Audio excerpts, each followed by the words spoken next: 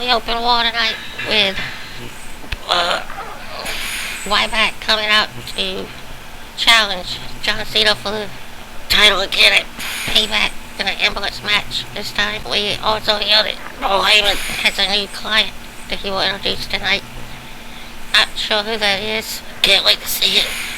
And plus, the first match will be Miz and Jericho against Wade Barrett and Fandango. Seems like a good opener. Can't wait to see it. Who's gonna win? Fandango and Wade Barrett seem to be in control, but they also seem to not be getting along really good because Fandango keeps trying to pose and dance around the ring while Barrett is all about getting the job done and beating the crap out of his opponents. Also notice that Barrett seems to have new music. Not sure how I feel about it just yet. They also announced that on main event, Barrett would defend his title, his Intercontinental Championship against Sin Cara. Not sure who, if anyone really cares about the main event or Sin Cara anymore, but there you have it. Not really sure who's gonna win. I would think Jericho and Miz would somehow win, but they might pull a fast one on us and have Barrett and Fandango win somehow, just to make Fandango look like a viable threat to a championship or something.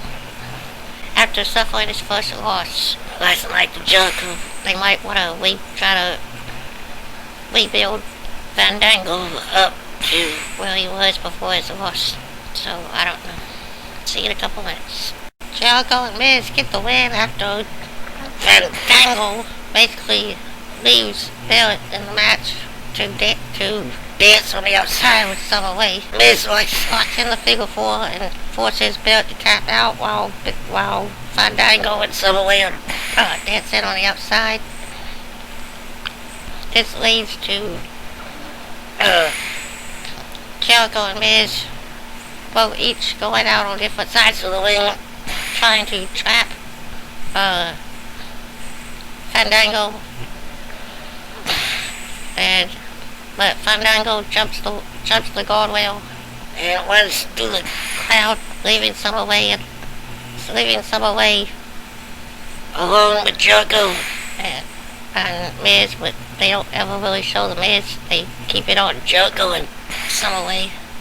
Jericho puts his hand out to dance. Summer Wade obliges. Jericho spins her around a couple times, dips her, and before they can finish their dance, Jericho puts his hand up, like he's telling her to talk to the hand, and just leaves her embarrassed. Don't really know where this is going, but they said he's embarrassed too, but I don't see how it's really that embarrassing. But we'll have to see where this goes with him and Fandango, if it involves Summer Wade anymore. But coming up next, they're going to be talking about what happened between Brock Lesnar and Triple H at last night's pay-per-view. I don't know if any of you seen it, but I thought it was a decent match for what we expected. Didn't really expect as much as we got from these two. Well, I didn't from these two at the pay-per-view, but we got a lot of good storytelling, and I thought it was a really good match. Really good match. And I wasn't really expecting it to be the main event, but I'm really happy it was. So we'll be talking about that, plus we still have the announcement of Paul Heyman's new client. Who will it be? A lot of people have been saying RVD. I'm not really sure that RVD could pass the needed drug test to get a contract with WWE, but you can never tell. It could be a brand new guy, or it could be someone returning, or it could be someone that's already there. We have no idea. We'll have to wait and see. See you in a couple minutes.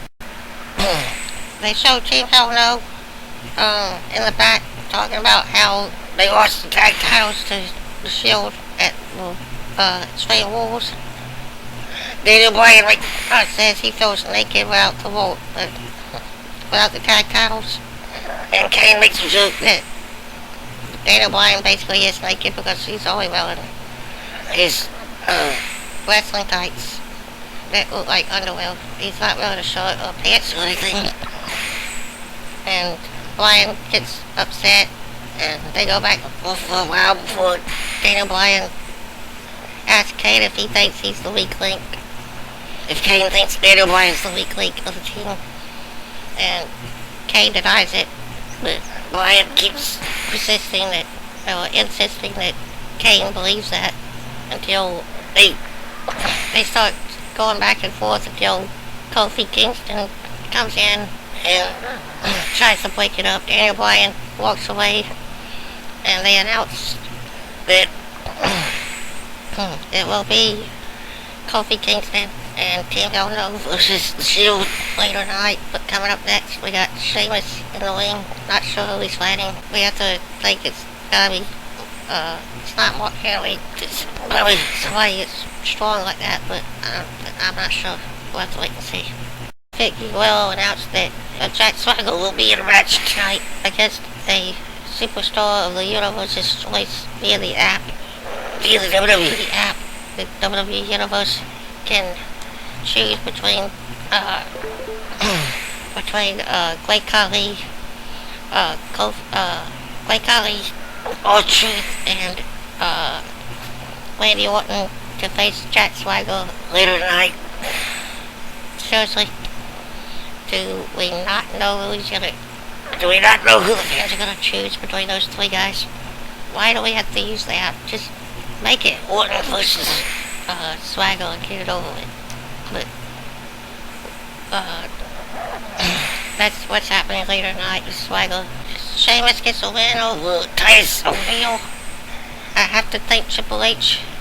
For this one, for things like this, because Sheamus did not squash Titus O'Neil. He won the match, but Titus got a lot of offense, and it looked like he was going to win a few times. Young interfered a couple times, but Sheamus came back on top, wins with the blow kick. But I have to give thanks to probably Triple H, because this wasn't a total squash match. This was actually a pretty good back and forth match. Made Titus look good, but almost also made Sheamus look good as well. But before that, they showed a clip from the post-show last night after Extreme Rules. Well, Mark Henry's being looked at by the doctors, and he gets up, walks off, and they asked him where he's going. He says he's going home, so I don't know if he's like retiring or if he's gonna come back at some point. I don't know what's gonna go on with Mark Henry, but coming up next, the greatest manager in sports entertainment history, the greatest agent in sports entertainment history, Paul Heyman, introduces his newest client. Who's it gonna be? Is it gonna be RPD? Is it gonna be someone that's been talked about like Batista?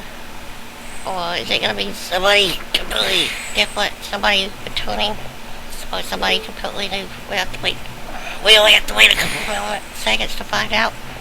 Can't wait to see it. Everybody who goes with Paul Heyman becomes a superstar. Can't wait to see the next one he makes. See you in a couple minutes. Paul Heyman comes out and talks about how Brock Lesnar beat Triple H in the cage match last night, and introduces his newest client, Curtis Axel, the formerly known as Michael McGillicuddy, has taken the first name of his father, Kurt Hennig, and the name of his grandfather, Willie the Axe Hennig, and has dubbed himself Curtis Axel, and has now joined Paul Heyman's group of studs.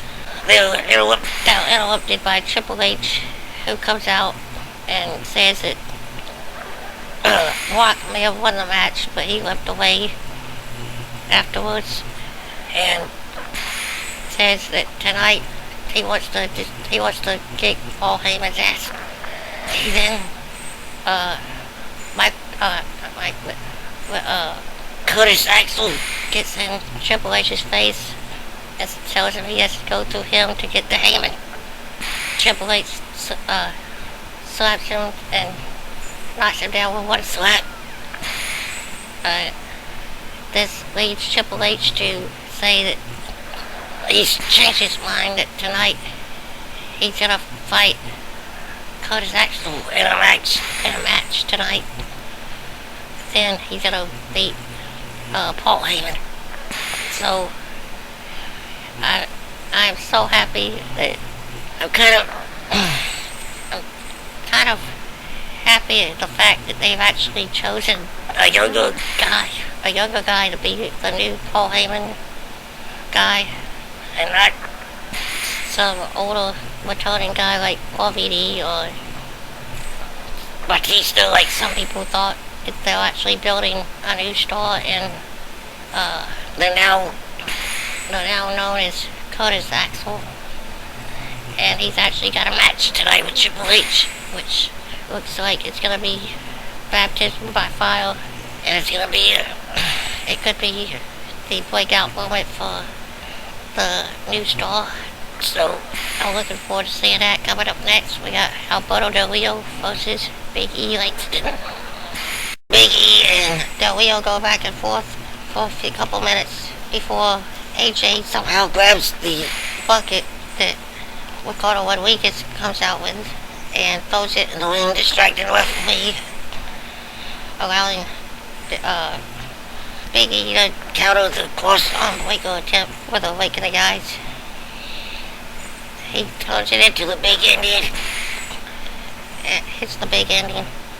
Gets the 3 count. That's right. Big E pulls out a major upset, defeating the former World Heavyweight Champion Alberto Del Rio.